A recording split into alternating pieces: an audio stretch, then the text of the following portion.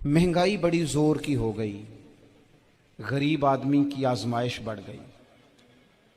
हमेशा महंगाई से गरीब लोग मुतासिर होते हैं। अमीरों की तो चीज़ें महंगी हो जाती हैं, वो तो सिंगल उन्होंने जमा की होती हैं, महंगी होती हैं तो डबल में बेचते हैं। गरीब पिसता है।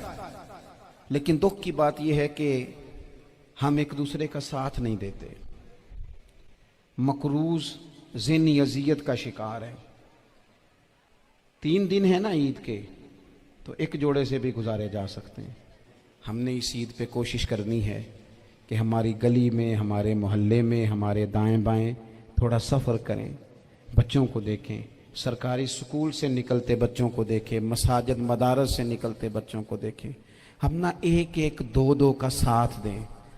ये जितनी सियासी जमातें काम कर रही हैं, जिनकी हुकूमत थी, जिनकी है, पता नहीं कल किसकी आएगी। मैं तो ज़ाती तौर पर इनसे पूरा मायूस हूँ। मुझे तो नहीं लगता कि जितने लोग आज तक हुकूमत कर चुके हैं, बार बार आते हैं या पिछली हुकूमत गई है, इनके पास कोई प्लान ही नहीं है। ये तो बेचारे एक दूसरे की टांगें खींचने के अलावा ना कुछ कर सके हैं, ना उम्मीद है कुछ करेंगे। लेकिन गरीब की तकलीफ बढ़ गई है। मेरे पास 20 लोग आते हैं, आते तो वो दुआ का कहने हैं, आते तो सिर्फ ये बताने हैं कि इस मुश्किल में हूँ, दुआ करना। लेकिन दोस्तों, लोगों की बातें सुन के बड़ी तकलीफ होती है। हम क्या किसी की मदद कर सकते हैं? हमारे लिए तो मदारस चलाने मुश्किल हैं, लेकिन लोग अज़ियत का शिकार हैं। ज़हनी कर्ब के नीचे लोग आ गए। इतनी बड़ी अज़ियतें खड़ी कर दी गई हैं। थोड़ा थोड़ा देखो, 2 का खाना 3 भी तो खा ही सकते हैं ना, 3 का खाना 4 भी तो खा ही सकते हैं ना। मेरे महबूब ने हमें ये नहीं कहा था ज़्यादा गोश्त पकाना, बल्कि रसूल पाक ने तो रंग ही बड़ा सादा दिया है। करीम ने फरमाया, आयशा शोरबा ज़रा ज़्यादा कर लो, पड़ोसियों को भी सालन दे देंगे। थोड़ा शोरबा ज़्यादा कर लो, इसी को बढ़ा लो। थोड़ा शोरबा बढ़ा लें, थोड़ा थोड़ा एक दूसरे की मदद करें, दस्त शफकत रखें। गलियों में सुनसान लोग, अब तो लोग एक दूसरे से दुख भी नहीं कहते। वो कहते हैं देना किसी ने है कुछ नहीं, और तमाशा अलग से बन जाएगा। दोस्तों, हमने खुद एक दूसरे का हाथ बटाना है।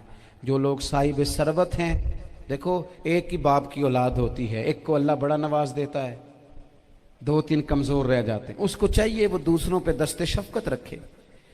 एक गली में सारे लोग एक ही कबीले के, एक ही इलाके के, एक आगे निकल गया है, उसे चाहिए वो दूसरों का ख्याल करे। ये ज़रूरी नहीं कि सामने वाला आपका शुक्रिया भी अदा करे।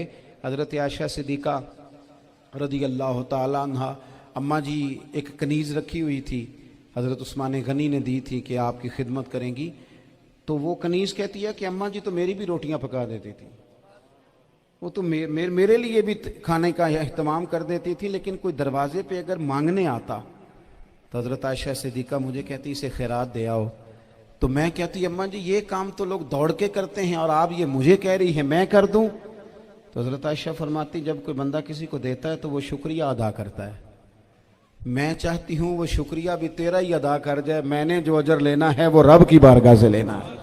तो हमारे यहाँ कुछ लोग समझते हैं कि सखावत सिर्फ रमज़ान में ही करनी है, और रमज़ान में सवाब ज़्यादा है, वरना राशन वंडन वाले लोग को ईदों बाद भी भूख लग दीजिए, ईद के बाद भी उसी तरह ही गरीब के साथ पेट होता है, लेकिन तवज्जो नहीं। इल्म का लुग़वी माना जानने के होते हैं। इल्म हासिल किया जाता है किसी चीज़ की मारिफत को हासिल करने के लिए। जब हम कोई इल्म हासिल करते हैं तो हम ये चाहते हैं कि हमें उस चीज़ के नफ़ा और नुकसान का पता चल जाए। और जब हम दीनी इल्म हासिल करते हैं तो उसका मकसद ये होता है कि हमें रज़ाइल और खसाइल इन दोनों की खबर हो जाए। खैर क्या है, शर क्या है, उसमें तमीज़ का मलका हमें नसीब हो जाए। अच्छाई और बुराई खुलकर हमारे सामने वाज़े हो जाए, ये मकसूद होता है इल्म से। इल्म से, तालीम से मकसद ज़्यादा बातें करना नहीं होता। एक आदमी बहुत ज़्यादा बातें करता है तो शायद बड़ा आलिम है, एक शख्स बहुत ज़्यादा गुफ्तगू करता है तो उसके पास मालूमात ज़्यादा, ऐसा नहीं। बल्कि हज़रत अब्दुल्ला इब्न मसूद रज़ी अल्लाह ताला अन्हु से जब किसी ने पूछा था कि बड़ा आलिम कौन होता है, तो आप फरमाने लगे जो रब से ज़्यादा डरे वो बड़ा आलिम है। اور دلیل انہوں نے یہ دی کہ اللہ کریم نے قرآن مجید میں فرمایا ہے کہ انما یخشی اللہ من عبادہ العلماء، اللہ کے بندوں میں سے جو عالم ہیں وہ رب سے ڈرتے ہیں۔ تو دینی تعلیم، اس کی معلومات حاصل کرنے کی کوشش کریں، صحیح کریں۔ قرآن مجید کی ایک آیہ کریمہ کا کچھ حصہ جو میں نے تلاوت کیا، اس میں اللہ کریم نے فرمایا اپنے محبوب سے، کہا وَقُلْ رَبِّ زِدْنِی عِلْمًا، اے محبوب آپ میری بارگاہ میں یہ دعا مانگیں، آپ یہ عرض کریں کہ اے رب میرے علم میں اضافہ کر دے، اے مالک میرے علم میں اضافہ کر دے۔ بہت ساری چیزیں ایسی ہوتی ہیں جن کی زیادتی ٹھیک نہیں ہوتی، وہ زیادہ ہو جائیں تو نقصان کرتی ہیں، لیکن علم ایک ایسی چیز ہے کہ جس کے بارے میں رب کریم نے کہا کہ محبوب آپ دعا مانگیں کہ آپ کو زیادہ علم دیا جائے۔ اور پھر علم ایک ایسی چیز ہے کہ کوئی بھی آدمی یہ دعویٰ نہ کرے کہ میں نے بڑا حاصل کر لیا ہے، میری اب تکمیل ہو گئی ہے، میں اب مکمل ہو گیا ہوں۔ جن کو اللہ نے غیب کے خزانوں کی کنجیاں دی ہیں نا، ان سے بھی رب کریم نے کہا ہے کہ محبوب آپ دعا کریں کہ مالک میرے علم میں اضافہ کر دے۔ تو جب وہاں تک یہ بات ہے تو پھر عام آدمی کو بھی چاہیے کہ وہ اپنی معلومات میں اضافے کا شوق پیدا کرے۔ اور تیسری بات یہ کہ جو حضور کے علم شریف پر بات کرتے ہیں وہ بھی اس آیت سے سیکھیں کہ حضور کا علم تو ہر روز رب اس میں اضافہ فرما رہا ہے، تو ہر روز اضافہ ہو رہا ہے۔ وَلَلْآخِرَةُ خَيْرٌ لَكَ مِنَ الْأُولَىٰ، ہر روز ترقی ہو رہی ہے حضور کے علم شریف کی بھی۔ تو ہمارے ہاں زیادہ تر لوگ بات اس لیے سیکھتے ہیں کہ میں کوئی کہیں سے مسئلہ سیکھوں گا پھر جا کے اپنی مسجد کے امام کو تنگ کروں گا، تو وہاں تو میں یہ سن کے آیا ہوں تو یہاں یہ کام کیوں نہیں ہوتا۔ میں کوئی بات سیکھوں گا تو پھر میں اس سے بحث کا دروازہ کھولوں گا۔ علم کا مطلب ہی اپنے آپ کو سنوارنا ہے۔ معلومات حاصل کرنے کا مطلب یہ کہ آپ کے عمل میں پختگی آئے، آپ کے کردار میں پختگی آئے، آپ نے جو سیکھا ہے آپ اس کے مطابق اپنے آپ کو ڈھالیں۔ مسلم شریف میں موجود ہے، نبی پاک صلی اللہ علیہ وسلم نے دعا مانگی ہے، اے اللہ میں اس علم سے تیری پناہ مانگتا ہوں جو علم تو ہو پر نفع والا نہ ہو۔ جس بندے کے علم نے اسے نفع نہیں دیا، وہ کچھ سیکھ نہیں سکا اس سے، تو اس کا علم کسی کو کیا نفع دے گا۔ جب خود سے اس نے، اور صوفیہ کرام تو فرماتے ہیں کہ جو لوگ بڑی معلومات حاصل کر لیں، بڑی باتیں سیکھ لیں، پنچایت میں کسی کو بولنے نہ دیں، گھر میں کسی کو بولنے نہ دیں، بہت سارے لوگ تو علماء کو بھی مشورہ دیتے ہیں، بڑی باتیں کرے، لیکن عمل کے لحاظ سے بندہ زیرو ہو تو اہل دل فرماتے ہیں اس کی صحبت سے بچو۔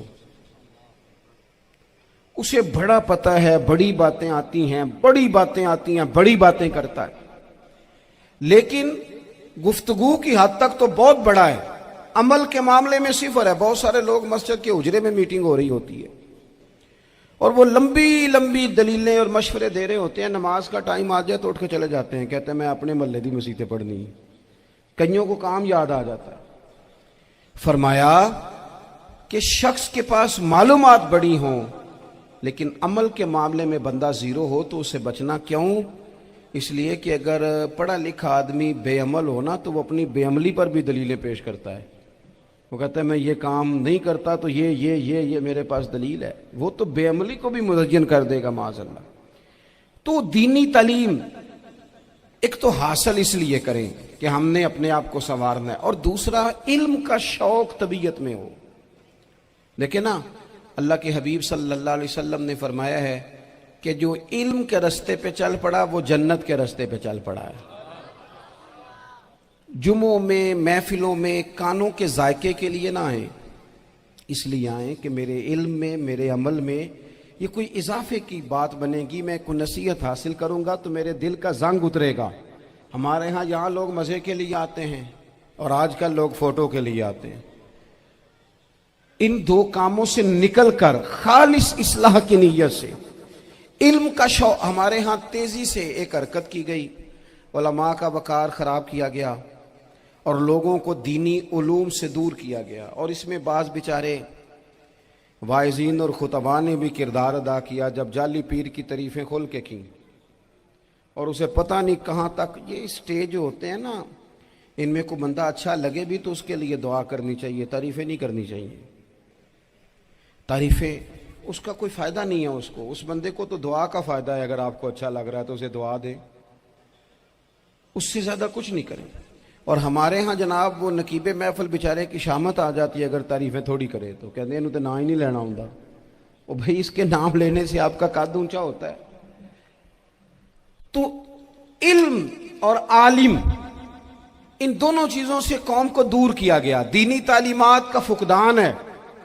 جو میٹرک تک لوگ 60-70 کتابیں پڑھ جاتے ہیں انہیں بھی قرآن پاک ٹھیک سے نہیں پڑھنا آتا، دور کیا گیا۔ آپ مجھے بتائیے، چلیں ایک مسجد ہی آپ دیکھ لیں، اس مسجد کے اندر اگر ایک طرف ایک عالم دین مشکاہ شریف کھول کے بیٹھے ہوں، حدیث پاک کا درس ہو رہا ہے، یا بہار شریعت کھول کے بیٹھے ہیں، فقہی مسائل بیان کی، اور اسی مسجد میں ایک بابا جی جبہ پہن کے تگڑا سا بڑی سی پگڑی باندھ کے اور 500 دانے والی تسبیح لے کے بیٹھے ہیں، اب ایک بندہ اندر آتا ہے تو وہ کدھر جائے گا، عالم کی طرف کہ بابا جی کی طرف؟ وہ کیوں جا رہا ہے بھلا بابا جی کی طرف؟ وہ اس لیے کہ ہم نے اسے یہ بتایا ہی نہیں کہ جس طرح سبحان اللہ سبحان اللہ سبحان اللہ پڑھنا عبادت ہے نا، اسی طرح دارابا پڑھنا بھی عبادت ہے۔ اسے ہم نے بتایا نہیں کہ جب تک علم کے رستے میں رہنا بھی عبادت ہے، جب تک اسے یہ سمجھ نہیں نہ آئے گی کہ جس طرح وظائف کی کتاب پڑھنا عبادت ہے اسی طرح مشکاہ شریف پڑھنا بھی عبادت ہے، حدیث بخاری کا درس لینا بھی عبادت ہے، مسلم شریف کی احادیث پر اپنے اساتذہ سے بیٹھ کر دروس پانا بھی عبادت۔ جب تک یہ پورا مزاج دیکھیں نا، نبی پاک صلی اللہ علیہ وسلم نے فرمایا رات کی ایک گھڑی بھر دین سیکھ لینا ساری رات نفل پڑھنے سے بہتر ہے۔ اب ہمیں سمجھنا چاہیے کہ کتاب پڑھ کے بھی بندہ رب رسول تک پہنچ سکتا ہے، کتاب و سنت رستہ آسان کرتے ہیں، لیکن ہمارے ہاں کیا مزاج دیا گیا ہے، بابا جی کے پاس چلو، ضرور جائیں بابا جی اگر نیک ہیں تو منع کوئی نہیں کر رہا، لیکن جو سوچ ہمیں حضور نے دی ہے ہم نے اسی سوچ کے مطابق اپنے معاملات کو ترتیب دینا ہے نا۔ اب ایک بات میں نے آپ سے پوچھی اور آپ نے کہا قوم ساری بابا جی کی طرف جائے گی، حدیث پاک کس طرح ہے؟ اللہ کے محبوب مسجد شریف میں تشریف لائے، دونوں جانب لوگوں کے حلقے بنے ہوئے ہیں، لوگ بیٹھے ہوئے ہیں، ایک حلقے میں لوگ اللہ کی یاد کر رہے ہیں، ذکر ہو رہا ہے، ایک حلقے میں بیٹھ کے ایک عالم کتاب و سنت کا درس دے رہے ہیں، ایک صحابی اور باقی سن رہے ہیں۔ خاص توجہ کریں نوجوان میری بات پر، رسول کریم صلی اللہ علیہ وسلم دونوں کے بیچ کھڑے ہو گئے اور کریم نے فرمایا دونوں محفلیں خیر کی ہیں، دونوں ہی حلقے خیر کے ہیں، اور پھر حضور فرمانے لگے مجھے چونکہ رب نے استاد بنا کے بھیجا ہے، میں چونکہ معلم بن کے آیا ہوں، یتلو علیکم آیاتنا ویزکیکم، میں چونکہ کتاب و سنت کی تعلیم کے لیے آیا ہوں۔ یہ لفظ کہتے کہتے حضور اس جماعت میں بیٹھ گئے جو دین پڑھ اور پڑھا رہی تھی، حضور وہاں بیٹھے جہاں بات دین کی ہو رہی، جہاں لوگوں کو اللہ رسول کی بات بتائی جا رہی۔ تو جمعے میں وقت پہ آئیں، اپنی دینی معلومات مضبوط کریں اور اپنے لیے مضبوط کریں۔ میں آپ کو بڑے درد سے یہ بات عرض کرتا ہوں، اگر دن میں 100 لوگ مسئلہ پوچھتے ہیں نا شریعت کا، تو ان میں 95 لوگ وہ ہوتے ہیں جو طلاق کا مسئلہ پوچھتے ہیں۔ والد صاحب نے، بیٹی کے والد صاحب نے 2 مہینے پہلے آرڈر دیا ہوتا ہے فرنیچر کا، بیٹے کی شادی ہو تو مہینہ پہلے شیروانی والے کو بھی کہنا پڑتا ہے، گاڑیاں بک کرانی پڑتی ہیں، میرج ہال بک، یہ سارے لوازمات ہم کرتے ہیں، سارا کچھ کیا، گاڑی سے گھر بسنا ہے، میرج ہال سے بسنا ہے، فرنیچر سے بسنا ہے، ہم نے سارا کچھ ان کو بتایا، لیکن کاش 2 گھنٹے بچی کسی معلمہ کے پاس جاتی، بچہ کسی استاد کے پاس جاتا، نکاح طلاق کے مسئلے بھی سیکھتے۔ میں دعوے سے کہتا ہوں اگر ہمیں پتہ چل جائے کہ 3 طلاقیں اکٹھی نہیں دینی چاہیے، کیونکہ دے دیں تو ہو جاتی ہیں، اگر ہمیں سمجھ آ جائے کہ نہیں دینی چاہیے، یہ مسئلہ بیان ہو، اور یہ والے مسئلے ہم محفلوں میں بھی نہیں بیان کر سکتے، اس لیے کہ لوگ کہیں گے مسئلہ تو وہ بیان کریں گے، اس پہ نعرے لگیں گے، آپ قوم کو یہ کیا بتا رہے ہیں؟ یہ تو چھوٹا عالم بتاتا ہے معاذ اللہ اس طرح کی باتیں، تو بڑی بڑی کوئی نقطے کی بات بتائیں۔ وہ جس طرح ہمارے ہاں وہ 1 گھنٹہ پہلے نہیں کہتے تگڑے ہو جو میں جملہ دینے لگا، وہ پتہ نہیں جملہ آ رہا ہے کہ ایٹم بم آ رہا ہے، تیار ہو جاؤ، جو میرا جملہ ضائع نہ کرنا، ادھر بھاگ کے چلا گیا ادھر بھاگ کے آ جاؤ، اللہ جانے وہ جس طرح کبھی لگتا ہے نا پٹاری سے، اللہ جانے کیا نکلے گا، میں جملہ دینے لگا ہوں۔ تو میں کہتا ہوں تو آرام سے بیٹھ کے بھی جملہ دے دے، تیرے جملے سے کیا نکلے گا؟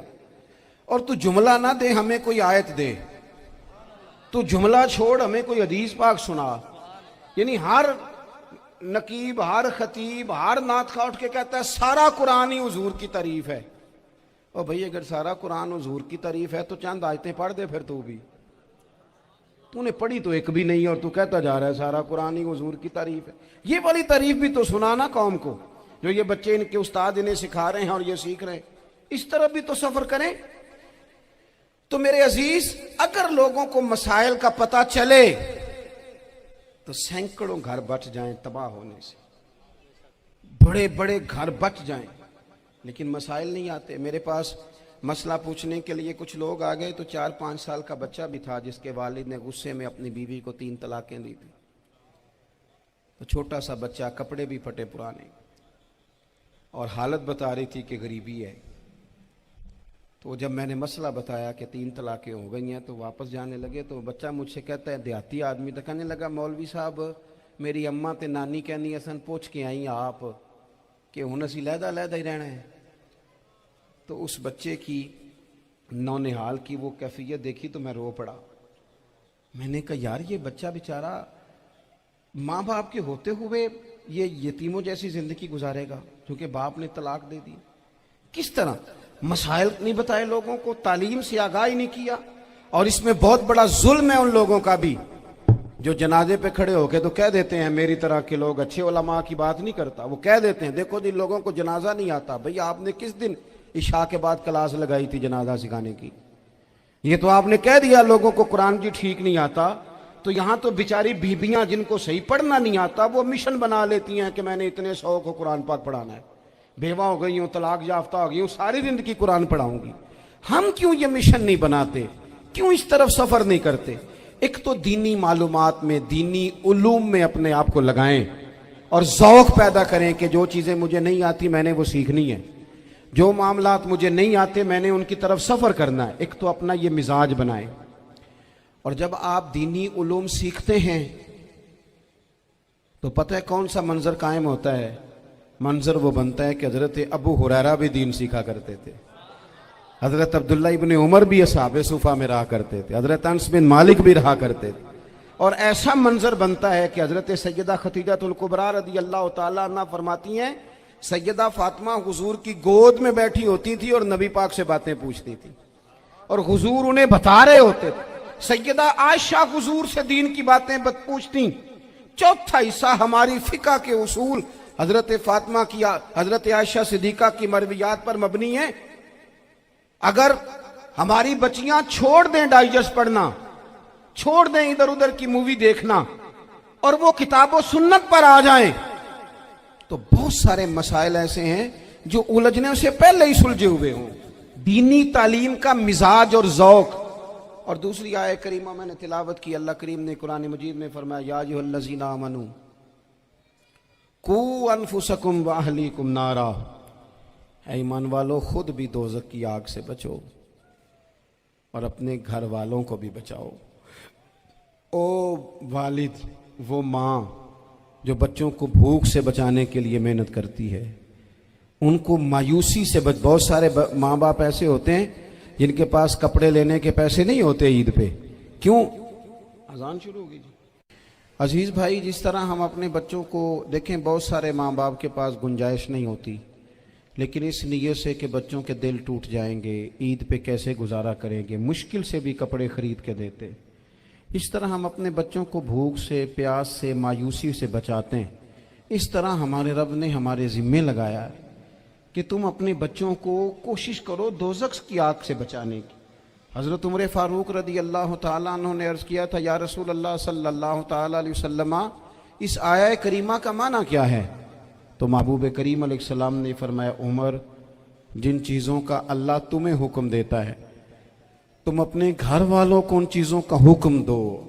जिन चीज़ों से रब रसूल तुम्हें मना करते हैं, अपने घर वालों को उनसे रोको। अपने घर के अंदर निफाज दीन करने की कोशिश करो। मेरे भाई, बहुत ज़्यादा आजमाइश है हमारे घरों में, बेचैनियाँ हैं, इस्तराब है, बच्चों में सख्ती है, बहन भाई एक दूसरे के साथ लड़ते हैं, मिजाजों में तलखी आ गई। क्यों भला? इसलिए कि माँ बाप को जो बेहतरीन किरदार और जो हसीन तरीका घर में अपनाना चाहिए था, बच्चे तकरीर बाहर से सुनते हैं लेकिन वो फॉलो अपने माँ बाप को करते हैं।